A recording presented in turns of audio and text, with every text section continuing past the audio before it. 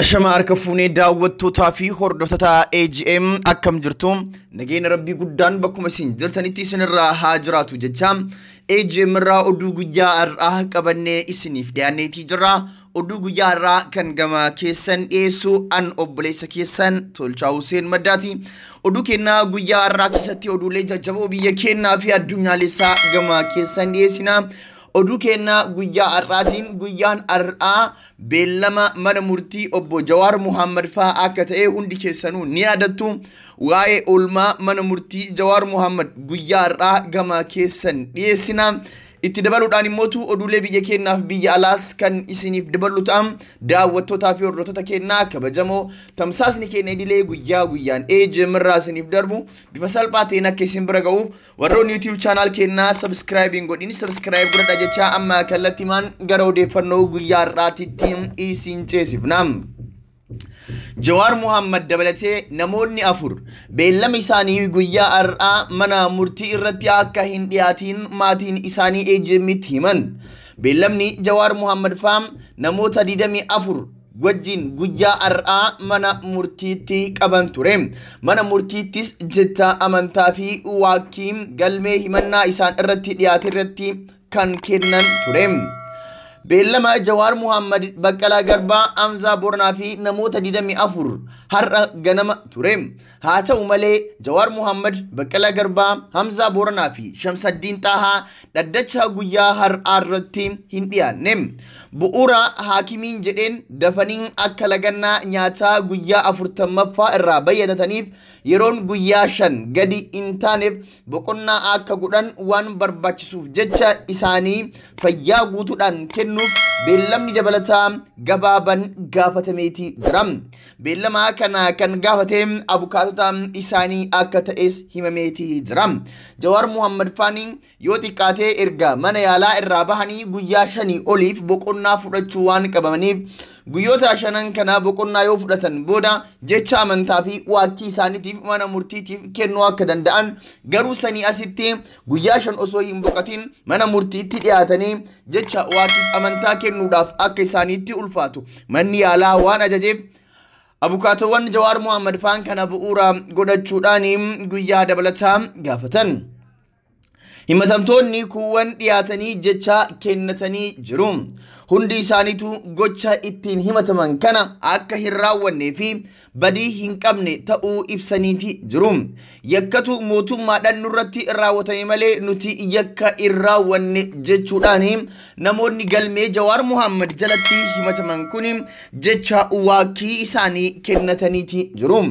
Namoota dhiyaatan keessaa himatamaan saglaffaan afaan Oromootiin jecha isaa kan kennatu ta'uu yoo ibsu manni murtii turjumaana har'a hin qopheessine waan jedheef kanneen har'a hin dhiyaanne wajjin beellama itti aanutti jecha akka kennu jedhameetii jira.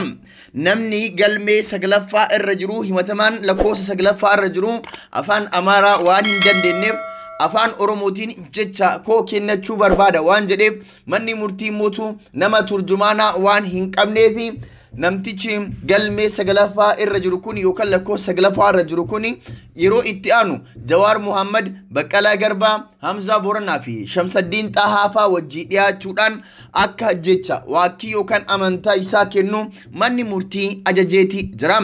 Jecha warra hafanii dhagahuuf manni murtii olaanaan federaalaa akka lakkoofsa Habashaatti gaafa wiixata bitootessa 13 bara 2013tti beellama qabateetii jira.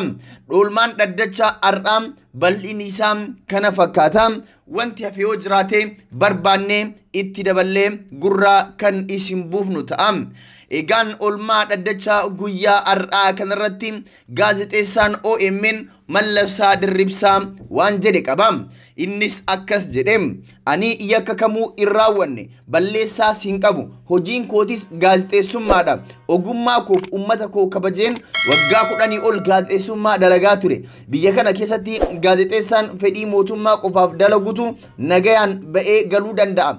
Warri akka koo dhugaa fi ogummaa isaanii dalagan garuu ni miidhamu, ni ukkaanfamu, hojiirraa ari'amu, biyya godaanfamu, ni ajjeefamus ani carraa kanatu na dhaqqabeetan hidhaaf saaxilamee ji'a 8 oliif mana hidhaatti dararamaa jira malee yakka kamuu dalageetii miti.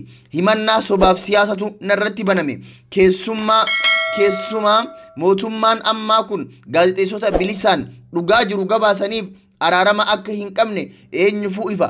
Kanaafuu manni murtii kun bilisa taa'uu koo naaf beekee anas ta'ee jaallan koo waliin himatamneef murtii haqaa akka laatuun jedha jechuudhaan gaazexeessaan Mallasaa Dirribsaa dhaddacha guyyaa har'aa oole irratti jecha garaa nama nyaatu kana mana murtiitiif kenneetii jira jechuun Firaa'ol Dabalaatu gama kennaa ergaa kana ergeen. Egaan daawwattoota fi hordoftoota keenyaa kabajamoo odeeffannoon gama Olmaa Jawaarfaan kana fakkaata. Odeeffannoo keenya gama biraatiin naannoo Sidaamaatti meeshaaleen waraanaa nama dhuunfaa keessatti kuufamanii turan to'annaa jala ooluu poolisiin federaalaa beeksise. Daayirektariitiin Intelligensii yakka Komishinii Poolisii Federaalaa eeruu hawaasaa biraa isa dhaqqabeen yeroo dheeraaf sakatta'aa turuun bitootessa 5 bara 2013 naannoo Sidaamaa bulchiinsa magaalaa Ciikoo fi magaalaa hawaasaa kutaa bulchiinsa Taaboor keessatti meeshaalee waraanaa to'annoo jala oolchuu Daayirektoreetii Intelligensii yakka Poolisii Federaalaa obbo Gosaayii Laggasaa ibsan. Sakatta'iinsa magaalaa Ciikootti taasifameen shugguxii Turkii hojjetame 30 fi matarayyasiin 2 kan to'atame yoo ta'u haaluma wal fakkaatuun magaalaa hawaasaa kutaa bulchiinsa Taaboor bakka addaa waldaa Amaanu'eel jedhamu beekamutti mana namaa dhuunfaa tokko keessatti shugguxiin Turkii hojjetame 98 fi rasaasni 4,000 fi 500 fi 83 akkasumas rasaasni kilaashinkoovii 3,000 fi 546 shakkamtoota 3 waliin to'annaa jala ooluu Daayirektoreetii Intelligensii yakka Poolisii Federaalaa obbo Gazaayii Laggasaa ibsan. Egaan daawwattoota fi hordoftoota keenyaa odeeffannoon gama kanaan jiru kana odeeffannoo biyya alaatiin immootu artistiin jaalatamtuu fi kabajamtuun Biyoonseen badhaasa Giraamii si'a 28 mo'achuun seenaa haaraa galmeessite. Biyoonseen badhaasa Giraamii bara 2021 dilbata darbee gaggeeffame dabalatee si'a 28 mo'achuudhaan seenaa haaraa galmeessite. Weellistuun beekamtuun kun amma seenaa Giraamii kana keessatti dubartii hunda caalaa badhaafamtee taateetii jirti. Badhaasa galmee haaraa qabate kana wayita fudhattutti kabaja guddatu nutti dhaga'ama. Hedduu gammadeeras jetti Biyoonseen. Taylor Swift akkasumas badhaasa hojii aartii guddaa kanarratti si'a 3 albamii waggaa mo'achuudhaan dubartii biroo seenaa dalagde taateetii jirti. Badhaasa 28ffaan Biyoonsee kunis sirba kabajaa agarsiisa gurraacha Black Parade kan humnaa fi cimina warra gurraachotaa jajjachuuf ishee bara darbee baafteedhaafi akka aartistii tokkootti waan yeroo calaqqisiisu hojii kooti jedheen amana. Yerichis yeroo ulfaataadha jette Biyoonseen yeroo waancaa ishee fudhattutti. Akka aartistii tokkootti waan yeroo calaqqisu hojii kooti jedheen amana. Yerichis yeroo ulfaataadha jetti Biyoonseen yeroo waancaa ishee fudhattu. Kanaaf giiftiiwwanii fi gooftota gurraachotaa warra anaa fi addunyaa ajaa'ibsiisan hunda ol kaasuun jajjabeessuufis jajuufis barbaade. Oduu wal fakkaatuun Burna Boy albama muuziqaa filatamaa addunyaa yoo mo'atu, Wizkid ammoo viidiyoo muuziqaa fi filatamaa Biyoonsee waliin hojjeteen mo'ate. Intalli Biyoonsee Biiluu jedhamtus badhaasa kana mo'atteetii jirti. Badhaasni viidiyoo muuziqaa filatamaa weellisaa daayirektara viidiyoo fi piroodyuusaraaf kennameetii jira. Burna Boy maqaa isaa sirriin Daamiinii Uguuluu jedhamu amman yeroo lammataaf badhaasa kana kan mo'ate. Inni duraan albama Tiwis Astal kan jedhu ture. Badhaasni Giraamii 63ffaan Los Angelesitti adeemsifamaa jiru erga barameetti jila muuziqaa isa guddaa ta'us kan baranaa garuu sababa koronaa vaayirasiin adda ture. Daawwataan hin jiru ture. weellistoonni waltajjii shaniin hiramanii haala taa'umsaa geengoon taheen fageenya eeggatanii taa'an.